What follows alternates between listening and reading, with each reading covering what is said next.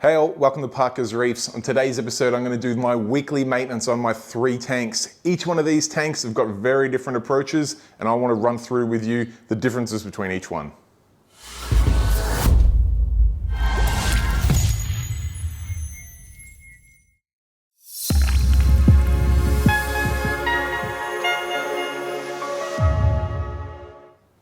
All right, so thank you for joining me on another episode of Parker's Reefs. And before we jump on into the episode, I just want to give a huge shout out to all of the channel viewers out there that voted for me in the Reef Dork Reef Tuber World Championships, because if you haven't heard the news, we won. We knocked off the juggernaut of BRS and some of my absolute favorite reefing YouTube channels out there, particularly Tidal Gardens, the channel that I continuously look up to, and to make my way through past those channels and into the final to then beat BRS, the all-conquering BRS, was just an absolute delight. And I'm very strangely lost for words other than to say thank you so much for voting, guys.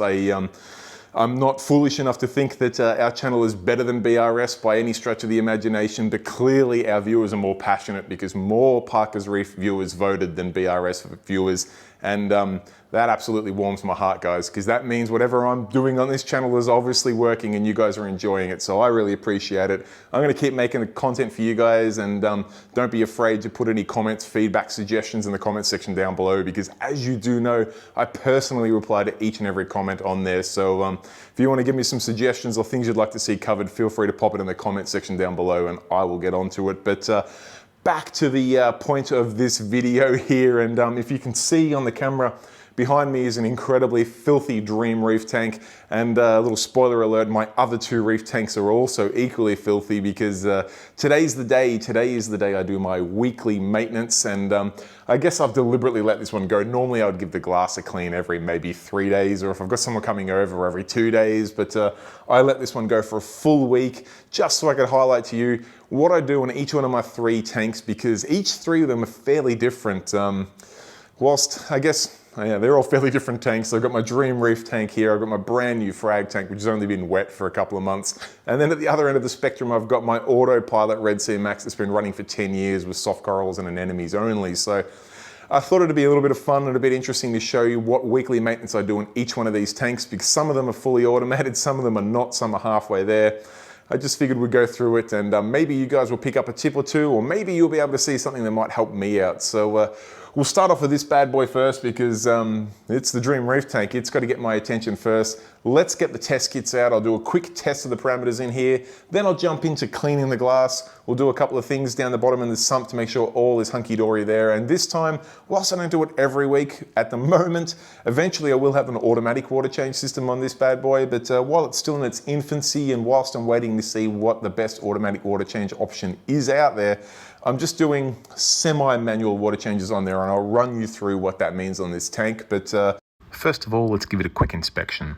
All right, so this is what a Dream Reef tank looks like if you don't clean the glass for a week, which would be this week. So you can see we've got a little bit of water stains on the outside here from where I've been feeding. We've got some pretty decent algae build-up on the glass, which I always think is best seen when you look down the side of a panel there. A dead giveaway is that my trochus snails are actually on the glass. If there was not much algae on the glass, they wouldn't be in there. So I guess we need to start off by cleaning that glass, but probably another good thing to do is just have a bit of a visual look around the aquarium, see if any frags are falling over, any snails are upside down.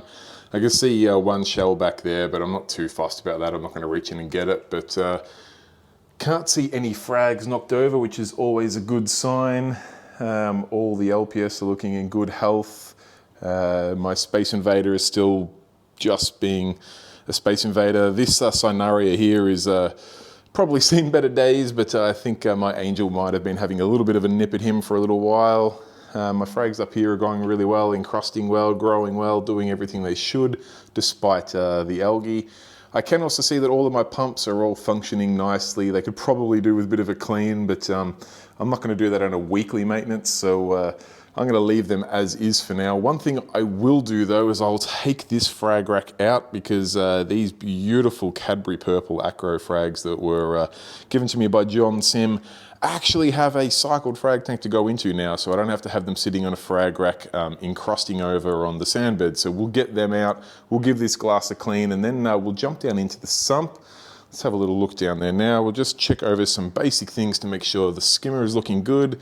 I have a net cleaner on this bad boy here, and also a drain to the, well, it empties to the drain. So I never actually have to empty the cup, but I do like to make sure that it's not getting clogged or anything like that. I do have a float switch on there should that happen. My filter roller is in check. It's got plenty of roll left. It looks like it's got a nice solid dirtiness on it, so that's working well. We will have to jump into this fuse here and clean a little bit of the non-Brachiopods algae out of there, which I'll give you a little look at that. We get a little bit of stuff growing up on the surface, which I don't really want, so we'll clean that out. I won't worry about the media over in the, as I put this lid back on, I won't worry about our media over here this week because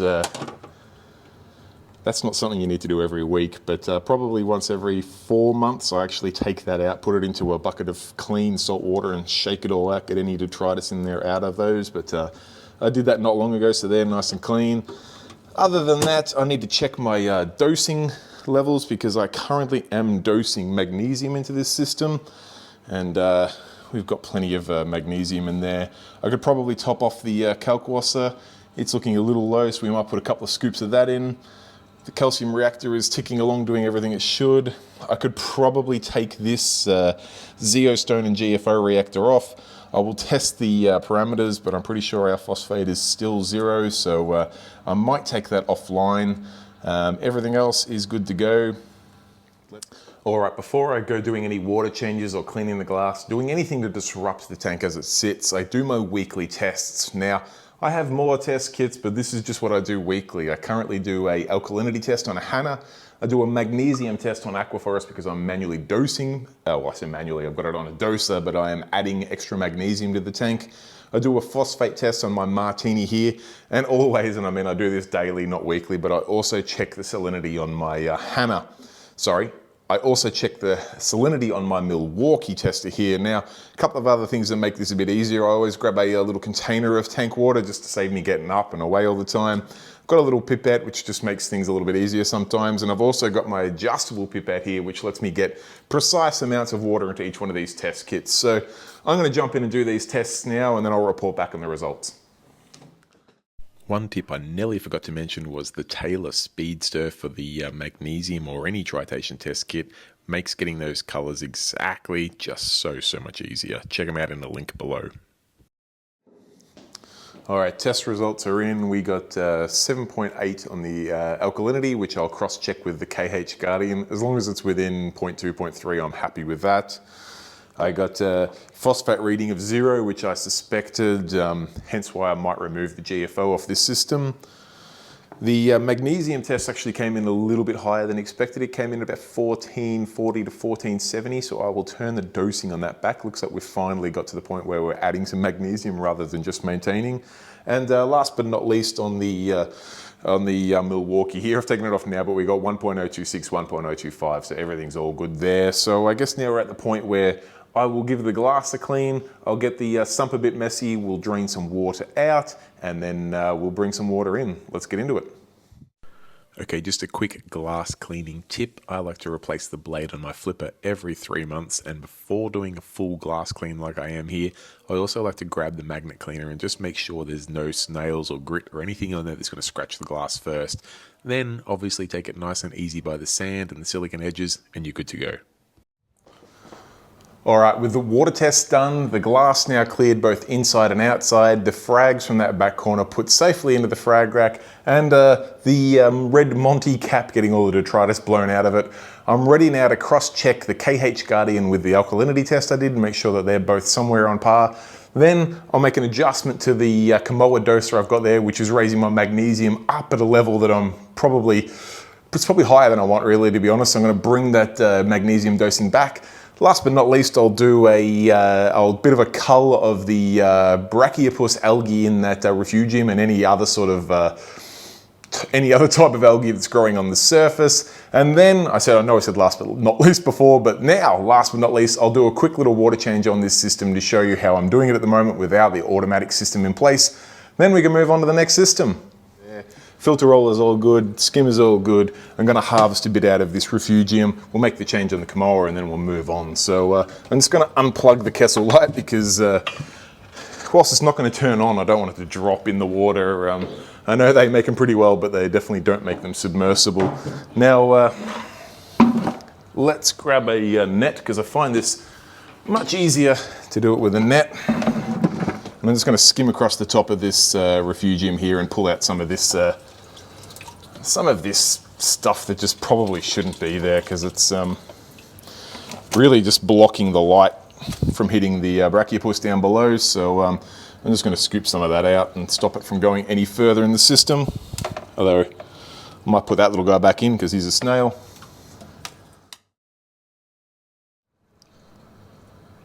Alright, so as you can see, that slime that was on top of the fusel is now gone. We can see the KH Guardian's just done a test. It does one every 120 minutes. Last result was 7.82, so we're good there. And over here you can see, get the camera in nice and close. This is my automatic water change lines here. I'm not sure if you'll be able to see. Down the bottom is salt in, up the top is salt out. I just have them looped over at the moment. Not doing an automatic water change system on this at the moment, but I do have plumbed up here a drain and a fill line. So I'm just going to pump out about 150, 200 litres of water from the sump. And then I'll pump 150, 200 litres of salt water back in, and we'll consider that a basic water change. Let's get stuck into it. Okay, so all I do here is turn off the return pump, let the sump fill right up, then I open up the drain valve. The accessory pump then pumps out a good portion of that volume from the sump. Once that's complete, I then close off that drain or turn off the accessories pump, open up the fill line, and through the Grid Connect app on my phone, turn on the pump up in my back shed, make sure that fill tap is open and that'll fill the sump back up. We're good to go. Then to finally round out the dream Reef Tank maintenance, I figured I may as well put a few more scoops of powder into the Kalkwasser reactor. Alright, moving on to tank number 2, and that is the newest tank in the stable, and that's my Cade Frag Tank. Now, this guy doesn't have a whole lot happening in there right at the moment, but it does have some live rock with a few morphs in there that I'm just procuring for a buddy of mine that's setting up a soft coral tank. I will also have the excess of these morphs, and trust me, they are beautiful. There's some gorgeous orange, what I would call a tequila sunrise one, and some green with green spots on them. The excess of these morphs will be going to Deer Park Aquarium for sale, which is what the purpose of this frag tank is for. Eventually, I'll be aquaculturing frags out of my main display in here to sell exclusively at Deer Park Aquarium. So seems fitting to start off there, but there's a couple of steps we're going to do to get this tank its weekly maintenance. First of all, I don't know how well the video is picking it up, but it's just starting to blow bubbles, which tells me that the water level has dropped a little bit. You may or may not remember that I ended up taking the space reserved for the built-in automatic top-off to put the dry sides of my MP40 Vortex in there. So I'm going to manually bring the level up first. Then I'm going to clean the glass. Then what I might do is actually move the rocks over to one side so I can take the grates off. I'll take some water out of this, getting as much of the detritus as I can. I'll put the racks back in, bring the rocks over that side so I can get to that side of the rack. I'll bring as much of that detritus out as I can, and then we'll top it off with new salt water. So enough talk from me, let's get into it. Alright, so step 1 is to get those levels right. So I'm just putting a bit of RO in first. Then I can clean the glass, turn all the pumps off, and then we'll get stuck into draining some of the water out of this tank. Now to do that, I am going to move the rocks over to one side, lift up the little inserts on the frag rack, and then siphon out all the detritus under those racks because that is where it tends to hide. Then I'll just shimmy the rocks across to the other side, lift up the other side, clean out the detritus from there, and we can consider that half of a water change done. The only part left to do now is to put the racks back in and of course put some clean salt water in, which we're going to do right now, and assemble all the rocks back onto both sides so it's nice and neat, turn our gear back on, make sure the levels are sitting right, and we should be looking pretty good. All right, onto the last and thankfully the easiest system to maintain, my original Red Sea Max 130. Now, if you saw the video from a week or two ago, this bad boy's been running for 10 years and I have to admit it's completely on autopilot now. I do very little of this system. To be completely honest, I probably clean the glass once every 4 weeks. I might do it for the video today, but normally I'd let that go. It's not too bad. I check the skimmer cup to see if that needs to be emptied. Again, it probably only needs to be done every 2 or 3 weeks, but we'll do it again today for the video because let's face it, it's not that hard. And last but not least, the one thing I do have to do on this system every single week is grab the container here which has my new salt water in it, because this is the only system that's currently running an automated water change system while I work out what I'm doing in my other 2 tanks. I fill that water up there with the 25 liters of new salt water and I let it change away each day. I fill it up every week and we're good to go. I'll probably also check the salinity just because I don't actually run a top off on this system. I find with the hood in place and the automatic water change every single day, and I put the water in at about 0.24, 0.25, it keeps the salinity exactly where I wanted it, 1.026. So I'm going to jump into this and get this system done and we can call it a day. On this system, I actually find it easier to use the continuum and scraper blade rather than a magnet cleaner. I'm not sure if it's because of the clove polyps growing on the glass or the shape of the tank or whatever it is, but it just seems to work easier for me. All right, here is the highly complicated automatic water change system on here. It's the tried and tested liter meter 3. As you can see, I have it set to do 3.5 liters a day, which is pretty much 25 liters a week. Now, as you can see, it's time for my weekly change. This drum is empty. I'm just going to go out to the back shed, fill it up with some clean salt water, and this system will pump it in. I also have a pump here which pumps water out from the system and straight out into the drain. So it's set at 6 liters a day just to make sure it scavenges out the water, because I have it set at a particular height in this system here. I'm not sure how well you can see it, but that's the hose there, and that's the water height I want, right where that hose enters into that back chamber. So it pulls out a little bit more water, with the idea being that it will actually pull a fair bit of air with the water, because I just want to make sure should something go wrong or that pump loses a bit of calibration or whatever may happen, that there's a little bit of fat on the bone there that it can just continually pump that water out without the tank overflowing. So enough talking from me. I better go fill this up, put some water in there, and the Red Sea Max 130 will be good for another week.